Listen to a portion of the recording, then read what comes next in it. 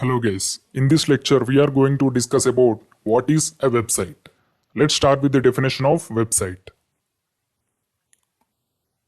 A website is a collection of web pages and related content that is identified by a common domain name and published on at least one web server. So if you observe the first line, a website is a collection of web pages. Here pages is the plural word. That means if your application is having the more than one page, it is called as website. If your application is having only one page, it is called as web page. This is the difference between web page and website. Web page is singular, web pages is plural. Web pages, collection of web pages is called as a website.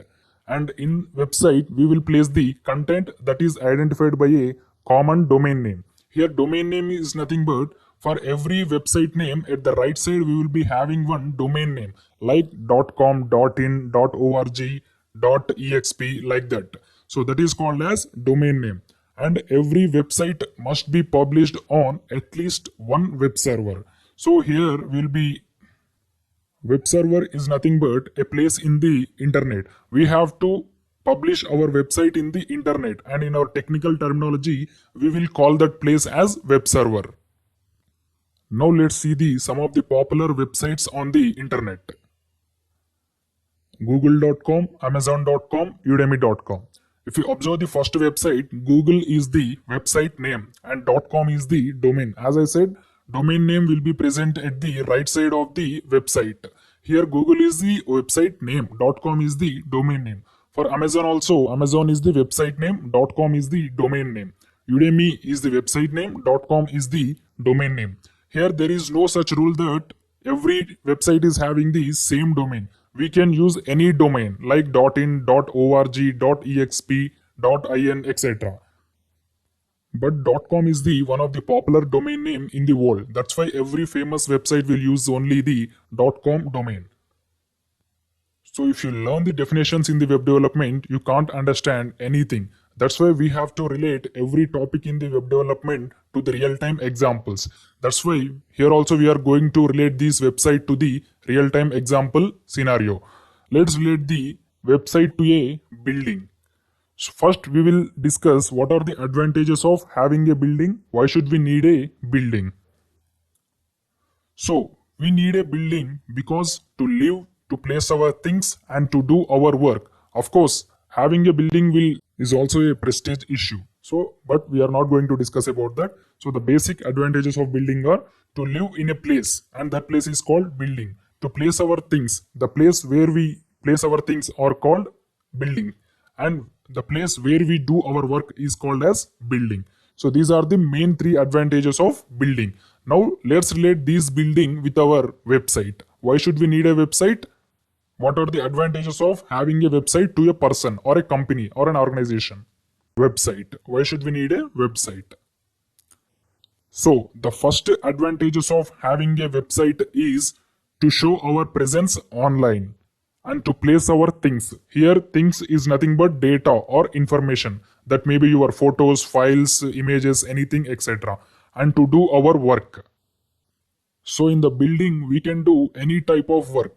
But when it comes to the website, we can do only technical work like banking, education, marketing, hospitality, etc.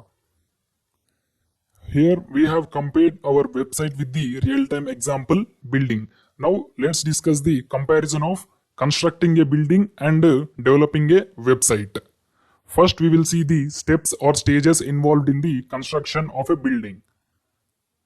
So the first stage in the construction of a house is skeleton of the house. We have to build the skeleton of the house. And the second stage is adding colors to that house.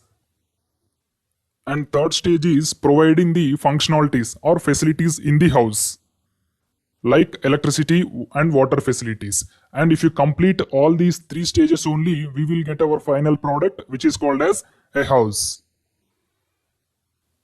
Now let's discuss the three stages in the web development. Here we have discussed the three stages in the construction of a house.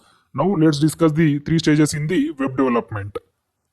So in the web development also, the first step is building the skeleton of the website. We have to build the skeleton of the website. And the second stage is adding the styles to that website. Third stage is same, providing the functionalities, but in our technical terminology, we have to call this term as interaction. We have to provide the interaction to our website. If you complete all these three stages in the web development, we can get our final product, which is called as the website. So in the construction of house, we have three stages, but in different stages, we have to use different materials to complete the development process. Like in the first stage of house, we have to build the skeleton of the house. To build the skeleton of the house, we will require the materials like bricks, cement, concrete, iron, sand, etc. When it comes to the second stage, we have to use the colors. And when it comes to the third stage, we have to bring our wires, pumps, bore motors, etc. to provide the electricity and water facilities. So every stage is having some requirements. And when it comes to the web development also, in every stage we will be having some requirements. And in our terminology, we will call that requirements as technologies or languages. So if you want to complete the first step, you have to use any one technology or any one language. If you want to complete the second stage also, you will be have to require the some languages or programs. So first, to build the skeleton of the website, we have to use the HTML. So to complete the first step in web development, we have to use the HTML. With the help of HTML only, we can able to build the skeleton of the website. Now let's move into the second step. So the second step is adding styles to our website. If you add styles to our website will look like the colorful thing. And to add styles to our website, we have to use CSS. CSS is nothing but Cascading Style Sheet. And the third step is adding the interaction. To add interaction to our website, we have to use JavaScript. JavaScript is one of the programming languages in web development. And if you use these three technologies, we can complete the three stages and we will get our final product, website. Thank you. Welcome back, guys. In this lecture, we are going to discuss about anatomy of the website. That means the terminology in the web applications. So the first is user. Already we have known what is a user, who is a user. User is nothing but the person who is using the website. Client. Here client is nothing but the browser. That means in which we can view our website is called as the client. Client will show us the information about the website. And the third is server. Server is nothing but the place where our website is located. So in the previous video, we have related our website with the building. So to construct a building, we should have the land. And to place our website, to build our website also, we should have one place. That place is called as server. This server is located in the internet, and the client will be act as the mediator to the server and the user.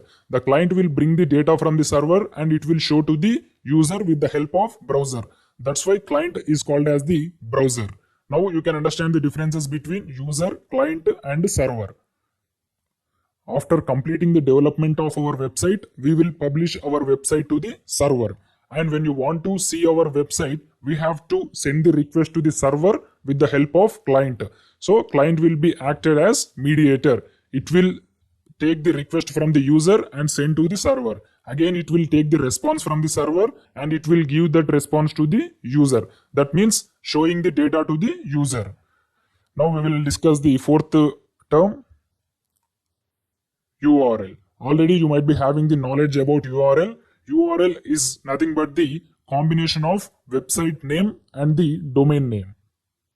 In normal terminology, we can call it as link. And the fifth is domain. Already we have discussed about the domain in the previous lectures. Domain is nothing but the right side part of the URL. That means .in, .com, .org, .in, etc. For every website, we should have at least one domain. And the front end is our sixth terminology. Front end is nothing but the data what we can see on the client. That means whatever the data that the client shows to the user, that data is called as the front end. In simple words, what we can see is called front end. And the sixth anatomy is back end. Back end is somewhat opposite to the front end. That means we cannot see, we cannot observe any operations on the backend. These backend operations and backend data will be processed by the server. Front-end means client, backend means server. We have to understand this. And the last is database. Database is nothing but the place where we can store our data. So these are the 8 different words that we are going to use in our further lectures. Thank you.